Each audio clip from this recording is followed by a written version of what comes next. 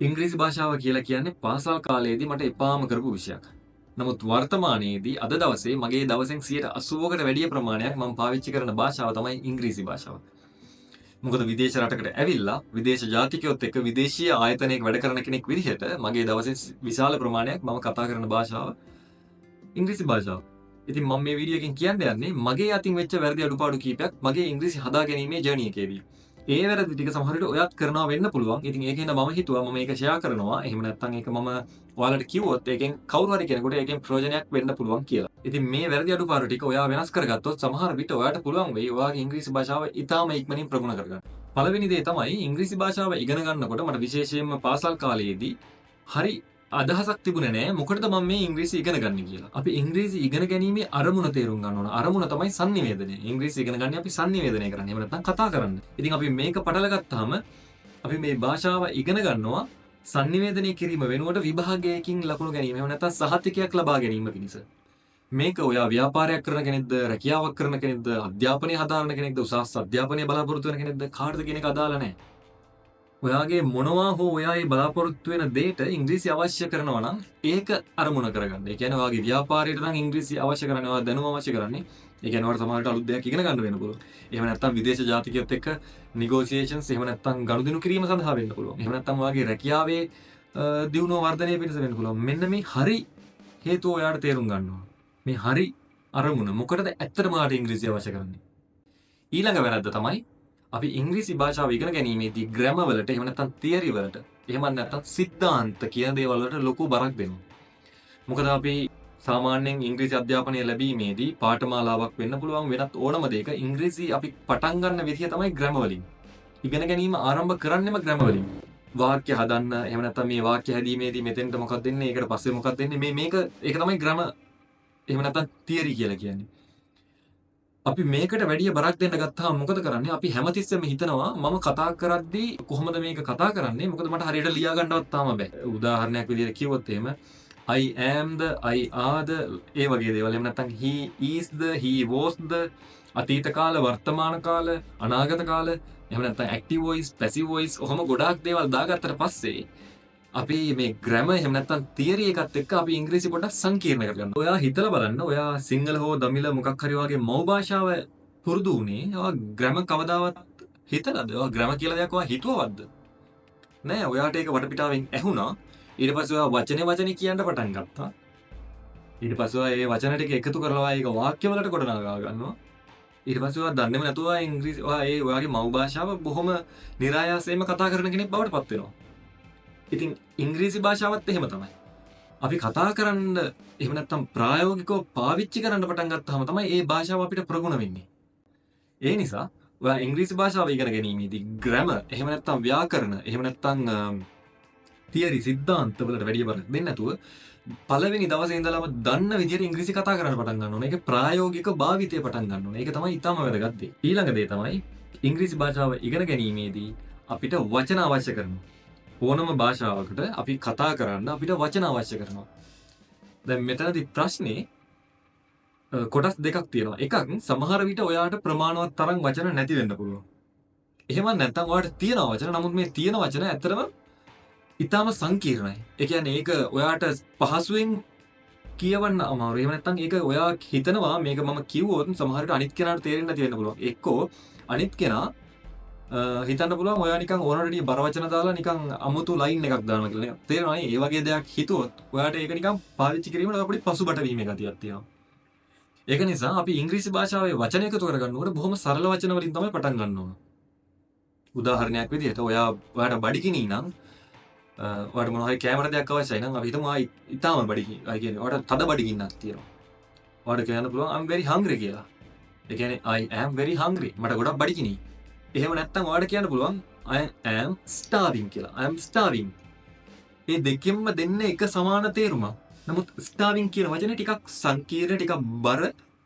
එහෙම නැත්නම් advanced English කියලා කියන්න පුළුවන් ටිකක්. ඒක ටිකක් advanced වචනයක්. ඒක සරල සාමාන්‍යයෙන් නිකන් අපි එදිනදා ඉංග්‍රීසි ඉගෙන ගන්න අලුත් ඉංග්‍රීසි භාෂාවට අලුත් කෙනෙක් පාවිච්චි කරන වචනයක් නෙමෙයි. ඉතින් ඔයා එකටම පාවිච්චි කරන්න අර බර වචන ගන්නවා වෙනුවට සරල වචන ගන්න. දැන් මෙතනදී මට කෙනෙක් ආගියු කරන්න පුළුවන් ස්ටාවින් කියන එක බර වචනයක් නෙමෙයි. ඒකත් මේ බොහොම සරල වචනයක් කියලා. මම උදාහරණයක් විදිහට කියන්නේ. ඕන තරම් ඉංග්‍රීසි භාෂාවේ අපි මේ සරල වචන පාවිච්චි කරන්න පුළුවන් තැන් වලට අපිට පුළුවන් ඒකට සංකීර්ණ වචනයක් දාන්න. සමහර වෙලාවට ඒකට තවත් කියන දෙයක් තමයි ජාගන් කියලා. ඒක ඉන්ඩස්ට්‍රි එකකට අදාළ දෙයක් වෙන්න පුළුවන්. එහෙම නැත්නම් ඒ පරිසරයට, එහෙම නැත්නම් ඒ මාතෘකාවට අදාළව, එහෙම නැත්නම් අපි ඒ කතා කරන්න යන සබ්ජෙක්ට් එකට අදාළව අපිට බර වචන දාන්න පුළුවන්, සරල වචන දාන්න නැතුව. ඉතින් මම කියන්නේ බර වචන අමතක කරලා බොහොම සරල වචන ටිකක් එකතු කරගන්න. බඩගිනි නම් hungry. එච්චරයි. ආයේ ස්ටාර්විං අනම් මනම් ඒ ලොකු කතා අවශ්‍ය නැහැ. සරල වචන දාගන්න. පුළුවන් තරම් වචන එකතු කරගන්න. වචන අඩු වුණාම සහ බර වචන එකතු වුණාම ඔයාලට කතා කිරීම අපහසුයි. ඔයා කතා කිරීමට පෙළඹෙනවා අඩුයි. ඒක නිසා පුළුවන් තරම් සරල වචන හැමදාම දවසට කීපයක් අනිවාර්යෙන් එකතු කරගන්න ඕනාගේ වොකැබියුලරි එකට. ඊළඟ වැරද්ද තමයි මේකත් ඊටාම බරපතල වැරද්දක්. නමුත් අපේ සිටුේෂන් එක අනුව අපි මේ දේ කරනවා. ඒක තමයි අපි කතා කරන්න බයයි. ඒකට ප්‍රධාන හේතුව අපි වරද්ද ගත්තොත් අපිට ලැජ්ජා වෙන්න සිද්ධ වෙයි. මොකද අපි දන්නවා අපි කතා කරන පරිසරය අපි හිතනවා අනිත් අය අපිට වැඩිය දක්ෂයි, අනිත් අය අපිට වැඩිය ඒක දන්නවා. සමහර විට ඒක ඇත්ත වෙන්නත් පුළුවන්, ඒක ඔයා හිතාගත්ත දෙයක් වෙන්නත් පුළුවන්. නමුත් මේ මොකක් හෝ හේතුව මත අපිට නියම අවස්ථාව ඇවිල්ලා තියෙනවා ඉංග්‍රීසි කතා කරන්න. නමුත් අපි කතා කරන්නේ නැහැ.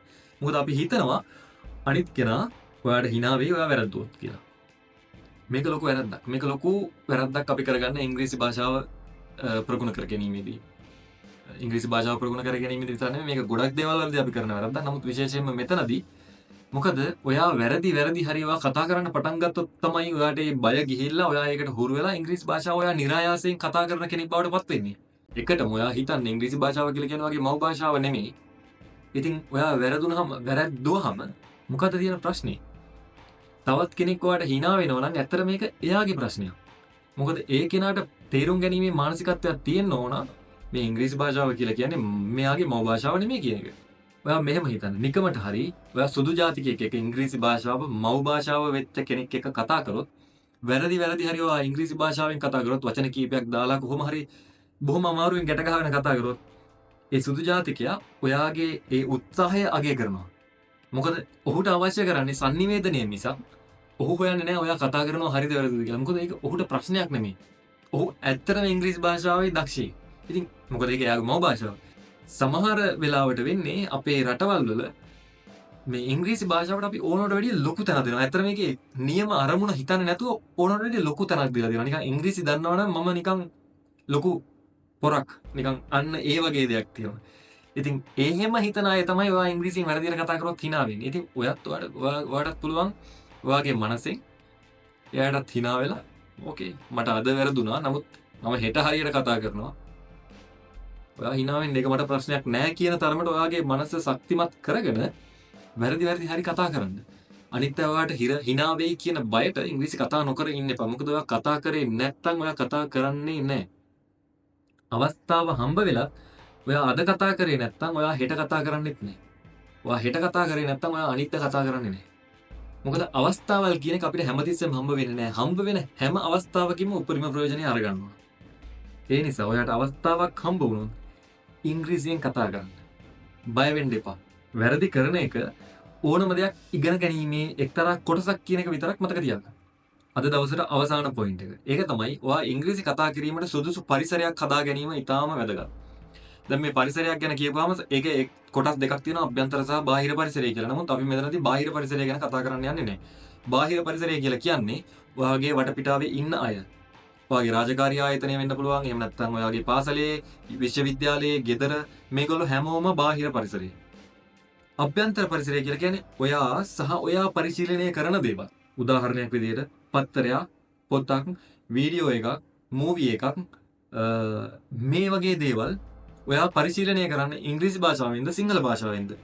ඔයා සිංහලෙන් නම් කරන්නේ ඉතාලම ඉක්මනින් ඒක මාරු කරගන්න ඉංග්‍රීසි භාෂාවට. පුළුවන් තරම් නිවුස් පේපර්ස් එහෙම නැත්නම් පොත් කියවනවා නම් ඉංග්‍රීසියෙන් කියවන්න. එහෙම නැත්නම් YouTube, පොඩ්කාස්ට් ඒ වගේ දේවල් අහනවා නම් ඉංග්‍රීසියෙන් අහන්න. මූවි එකක් බලනවා නම් පුළුවන් තරම් ඉංග්‍රීසි මූවි එකක් බලන්න උත්සාහ කරන්න. මොකද ඒක ඔයා බලන්නේ ටාගට් එකක් තියාගෙන. පුළුවන් තරම් ඉංග්‍රීසි ඔයාගේ වටපිටාවේ තියෙන භාෂාව බවට පත් කරගන්න. මොකද ඔයාට හැම වෙලාවෙම අවස්ථාව හම්බ වෙන්නේ නැහැ ඉංග්‍රීසියෙන් කතා කරන්න ලංකාවේ පරිසරයේ. එතකොට ඔයා මොකද කරන්න ඕන? ඔයා ඒක කතා කරන භාෂාවක් බවට පත් කරගන්න වෙනවා. සමහර වෙලාවට මේක ඔයා තනියම කතා කරලා වෙන්න පුළුවන්. කන්නඩියක් දිහා බලාගෙන කතා කරනවා වෙන්න පුළුවන්. කැමරාවකට කතා කරනවා වෙන්න පුළුවන්. දැන් මම මේ YouTube එකට වීඩියෝ එක දාන මම මේ කැමරාවකට කතා කරන්නේ. ඒ වගේ ඔයාටත් පුළුවන් කැමරාවකට කතා කරන්න. කතා කරලා රෙකෝඩ් කරලා ඒක බලන්න. එහෙම නැත්නම් ඔයා නිකන් ෆෝන් එකේ නිකන් ඔඩියෝ රෙකෝඩ් එකක් දාගන්න. ඒ රෙකෝඩ් එක ඔයා අහලා බලන්න. එතකොට ඔයාටත් තේරෙනවා කොහොමද ඔයාගේ ඉම්ප්‍රූව්මන්ට් එක දවසෙන් දවස වෙන්නේ කියලා. ඔයා මේ ඉංග්‍රීසි භාෂාව ඔයාගේ පරිසරයේ කොටසක් කරගත්තේ නැත්නම් ඒක ඔයාට ඔයාගේ සාමාන්‍ය භාෂාවක් බවට පත් වෙන්නේ නැහැ. ඔයාට සාමාන්‍ය දෙයක් බවට පත් උනේ නැත්නම් ඔයාට ඒක කතා කරන්න හරි අමාරුයි. මොකද අපි කරන්නේ සිංහලෙන් හිතලා ඉංග්‍රීසියට ඒක පරිවර්තනය කරලා තමයි ගොඩක් වෙලාවට කතා කරන්න උත්සාහ කරන්නේ. ඉතින් ඒ process එකේදී ඔයා ඉංග්‍රීසි fluently එහෙම නැත්නම් નિરાයාසයෙන් කතා කරන කෙනෙක් බවට පත් වෙන්නේ නැහැ. ඔයාට ඒක ඒ පුරුද්ද නැත්තම්. ඉතින් ඒ නිසා ඉංග්‍රීසි භාෂාව ඔයාගේ පරිසරයේ විශාල කොටසක් බවට පත් කරගන්න. දැන් මම මේ කියපු පොයින්ට්ස් ටික මම සමරයිස් කරොත් පළවෙනි දේ තමයි ඔයා ඉංග්‍රීසි භාෂාව ඉගෙන ගැනීමේ හේතුව මොකටද ඉගෙන ගන්නේ කියන එක දැන ගැනීම ඉතාම වැදගත්. දෙවෙනි දේ තමයි ග්‍රැමර් වලට එහෙම නැත්නම් තියරි වලට සිද්ධාන්ත වලට දෙන බර අඩු කරලා ප්‍රායෝගික භාවිතය පටන් ගන්න. ඒ කියන්නේ කතා කරන්න පටන් ගන්න. තුන්වෙනි දේ තමයි වැරද්දක් අඩුපාඩුවක් කරයි කියලා බයට ඔයා ලැජ්ජාවටපත් වෙයි කියලා බයට කතා නොකර ඉන්න එපා. කතා කරන්න. වැරදි හරි කමන්නේ කතා කරන්න. එතකොට තමයි ඔයාගේ ආත්ම විශ්වාසය හැදෙන්නේ. එතනින් එහාටත් කරගෙන යන්න. ඊළඟ පොයින්ට් එක තමයි පුළුවන් තරම් වචන එකතු කරගන්න. සරල වචන හැමදාම දවසට 2-3ක් හරි කමන්නේ වචන එකතු කරගන්න. vocabulary එක හදාගන්න. ඒකෙන් තමයි ඔයාට වාක්‍යයක් හදලා ඔයාගේ අදහස් ප්‍රකාශ කිරීමේ හැකියාව ඇති වෙන්නේ. ඊළඟ දේ තමයි ඔයාගේ පරිසරය පුළුවන් තරම් ඉංග්‍රීසි වලින් පිරුණ පරිසරයක් බවට පත් කරගන්න අභ්‍යන්තර වශයෙන්. බාහිරය ගැන ඔයාට කරන්න බැරි දේවල් ගැන ඔයාගේ පාලනයෙන් තොර දේවල් ගැන හිතන්න වද වෙන්න එපා. ඔයාගේ පරිසරය ඔයා හදාගන්න. ඉතින් මම මේ වීඩියෝ එකේ කිව්වේ මගේ පුද්ගලික අත්දැකීමෙන් ඉංග්‍රීසි හදා ගැනීමේදී ඒ භාෂාවත් එක්ක මගේ තිබුණ ස්ට්‍රගල් එක එහෙම නැත්නම් ඒ ෆයිට් එක කොහොමද මම මේක ඒ මගේ තිබුණ අඩුපාඩු වැරදි හදාගෙන මගේ ඉංග්‍රීසි භාෂාව ප්‍රගුණ කරගන්න තත්ත්වයට පත් කරගෙන මගේ දවසේ විශාල ප්‍රමාණයක් මම කතා කරන භාෂාව ඉංග්‍රීසි භාෂාව බවට පත් කර ගැනීමට මම කරපු දේවල් කීපයක් තමයි මම මේ වීඩියෝ එකේ කතා කරේ. ඉතින් බලන්න මේකෙන් සමහර විට ඔයාලට මේ හැමදේම උදව් වෙන්නත් පුළුවන්. එහෙම නැත්නම් මේකෙන් සමහර දේවල් තියෙනවා වෙන්න පුළුවන් ඔයා කරන අඩුපාඩු වැරදි. පොඩ්ඩක් මේ වැරදි අඩුපාඩු ටික වෙනස් කරගන්න. මම කරන්න කියපු දේවල් ටික බලන්න හිතලා ඔයාලට කරොත් කොහොම වෙයිද කියලා ඔයා තීරණය කරන්න. සමහර විට ඔයා හිතනවට වැඩිය ඉක්මනට ඔයාගේ ඉංග්‍රීසි භාෂාව හදාගන්න, ඉම්ප්‍රූව් කරගන්න, ප්‍රගුණ කරගන්න පුළුවන් වෙයි. මේ පොඩි දේවල් ටික ඔයා වෙනස් කරගත්තොත්.